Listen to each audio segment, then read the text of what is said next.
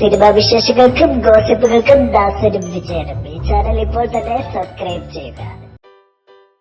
മമ്മൂട്ടിയും മോഹൻലാലും അരങ്ങുവാഴുന്ന നിരവധി താരങ്ങളുള്ള ഒരു ഇൻഡസ്ട്രിയിലെ ആദ്യദിന കളക്ഷൻ റെക്കോർഡ് ഒരു അന്യഭാഷാ ചിത്രത്തിന്. കാര്യം ഇന്ത്യൻ സിനിമയിലെ സൂപ്പർ താരം രജനിയുടെ പേരിലാണ് ആ റെക്കോർഡെങ്കിലും മലയാള സിനിമയെ സംബന്ധിച്ചിടത്തോളം അതൊരു കുറച്ചിൽ തന്നെയായിരുന്നു. എന്നാൽ ഇനി മുതൽ ആ റെക്കോർഡ് രജനിയുടെ പേരിൽ കാണില്ല. 300 തിയേറ്ററുകളിൽ ആശീർവാദ് സിനിമാസ് റിലീസ് ചെയ്ത് കബാലി സ്വന്തമാക്കിയ റെക്കോർഡ് മമ്മൂക്കയുടെ ഗ്രേറ്റ് ഫാദർ തകർത്തിരിക്കുന്നു. വെറും 202 സ്ക്രീനുകളിൽ പ്രദർശിപ്പിച്ചാണ് ഗ്രേറ്റ് ഫാദർ ഈ റെക്കോർഡ് സ്വന്തമാക്കിയെന്നുള്ളതും ശ്രദ്ധേയമാണ്.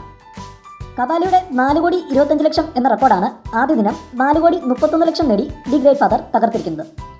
ഇതോടെ മമ്മൂട്ടിയെ അഭിനന്ദിച്ച് നിരവധി പോസ്റ്റുകളും ട്രോളുകളുമാണ് സോഷ്യൽ മീഡിയയിൽ പ്രത്യക്ഷപ്പെടുന്നത്. മമ്മൂട്ടിയുടെ കരിയറിലെ വമ്പൻ വിജയങ്ങളിൽ ഒന്നായി മാറുകയാണ് ദി ഗ്രേറ്റ് ഫാദർ. വമ്പൻ ഹൈപ്പിലെത്തിയ ചിത്രം ആരാധകരുടെ പ്രതീക്ഷയ്ക്ക് തുയർന്നതും വരും ദിവസങ്ങളിൽ ഗ്രേറ്റ് ഫാദറിന്റെ കളക്ഷൻ ഉയർത്തും. എന്താണെങ്കിലും 2010 ശേഷമുള്ള മമ്മൂട്ടിയുടെ കരിയറിലെ ഏറ്റവും വലിയ ഹിറ്റ് ചിത്രമായിരിക്കും ദി ഗ്രേറ്റ് ഫാദർ.